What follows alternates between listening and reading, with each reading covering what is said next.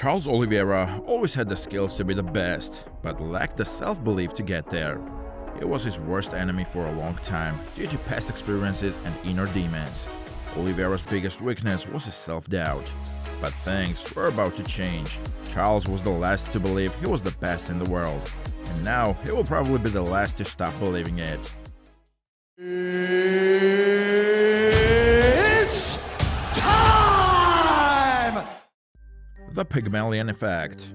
A man must stay close to people who want the best for him, because consciously or unconsciously, they determine the direction of our lives. This phenomenon is called the Pygmalion Effect, and the beautiful part is that you can manipulate it to your advantage. By exerting confidence, you are portraying your self-image to others. People start to believe in you and exert that belief back to you. You can create a flywheel effect like this. Triumphing over a heart condition. Life wasn't always a bed of roses for Charles Oliveira. Right from when he was born, he has had to deal with several obstacles. Nevertheless, he kept his mind strong, such that even in the weakest moments, he could still display strength. The Brazilian fighter came from a poor background in Sao Paulo. While growing up, Bronx desperately wanted to be a footballer, but a heart condition and rheumatic arthritis prevented him from chasing his dreams. By the time Charles reached 12 years, he had overcome the disease and decided to pursue Brazilian Jiu-Jitsu. The UFC Journey Begins. Charles took his knowledge of Brazilian Jiu-Jitsu into his MMA career in 2007. Bronx went on an undefeated win streak of 12-0 with 6 knockouts and 5 submissions. His reputation in mixed martial arts made the UFC sign him into the promotion in 2010. Oliveira's debut fight was against Darren "The Damage" Elkins, and he turned out to be a tough opponent for the young Brazilian. At the start of the bout, Elkins took Oliveira to the canvas. Unperturbed, Charles used his submission skills to get back to his feet. Charles dominated the fight with his jiu-jitsu and earned a well-deserved victory. The Brazilian fighter went home with a Submission of the Night award. Oliveira's second fight was held at UFC Fight Night 22 against Efrain Escudero. Bronx defeated him via a rear naked choke in the third round. This helped to establish the Brazilian as a force in the division. However, his next fight didn't quite go as planned. Charles lost to Jim Miller, after the latter submitted him in the first round via a knee bar. Considering the hype surrounding him, most fight fans thought this loss would be a one-time thing. But his next fight followed the same pattern. Oliveira faced Donald Cowboy Cerrone on short notice at UFC on vs. 5. Charles lost the bout via TKO in the first round. With these 2 losses, self-doubt began to creep in. Oliveira then decided to move down to featherweight. These losses impacted his self-image, and whether Oliveira acknowledged it or not, they affected his results in the ring. Before anyone can win a fight physically, he needs to win it in his mind. That is where the battle usually begins. Stepping into the bout with negative thoughts means you are at the opponent's mercy. Charles enjoyed some victories in the featherweight division, defeating Eric Wisely and Jonathan Brookins, but this did not last as he lost to Cobb Swanson in 2013. Oliveira remained featherweight for the next 4 years and fought against some of the toughest guys in the division. Although he defeated some fighters, he lost to Max Holloway and Anthony Pettis. Oliveira had also challenges making weight on different occasions. This necessitated his movement back to 155 in 2017. In the lightweight division, Charles came back alive temporarily. He defeated Will Brooks in the first round via submission. When everyone thought he was back, Bronx fell via TKO to Paul Felder in his next fight. At this stage in his life, Charles knew he wanted more. To achieve this, he had to change his circle. Oliveira moved to the legendary Shoot Box in 2018. Beyond just coaching Charles, this gym became his new family.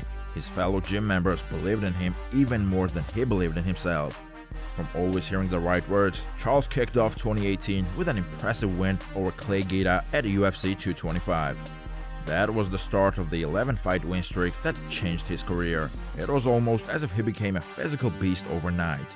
Even his coach was surprised at the changes in his attitude and mindset. It was obvious that a lot changed in Charles, from his stand-up to his wrestling and even his mindset. Charles showed millions all over the world that anything was possible if we would only want it bad enough. Bronx kept on winning by defeating other top fighters such as Christos Giagos and Jim Miller. Charles was able to avenge his earlier loss to Miller in the rematch. He then secured wins over David Taymor, Nick Lance, and Jared Gordon. In 2020, Oliveira faced Kevin Lee, and it turned out to be one of the most competitive bouts. Charles later gained the upper hand with a guillotine choke. In the same year, Bronx finished Tony Ferguson in round 1. Oliveira was now the top title contender and was next in line to face Chandler. But before the fight would be fixed, everyone who came close to him testified that he would be the next champion. The aura around him had changed. You knew you were talking to a champ from just watching him in the ring or being in the same room with him. Charles Oliveira took on multiple-time Bellator lightweight champion Michael Chandler at UFC 262 for the undisputed belt. Oliveira started round 1 with an impressive takedown that left Chandler severely compromised. However, Chandler displayed why he is known as one of the strongest fighters in the division when he could maneuver his way out of a chokehold that would have caused most fighters to tap out. He followed up with impressive striking combinations that Oliveira had no answer for. Round 1 went to Chandler. In round 2, Oliveira charged out of the gate and hit Chandler with an overhand punch he never saw coming. It was the sort of blow that could end the fight, and that's precisely what happened. With Chandler stumbling backward into the cage, Oliveira pounced on him and pummeled him with strikes that caused the referee to stop the fight. Oliveira jumped out of the cage to celebrate. He had proved that killing all doubts, anything was possible. Before walking into the cage, Oliveira had seen himself winning. The series of wins before the fight only helped to build his confidence even more. Besides the gym members cheering him on, Oliveira needed to become his cheerleader.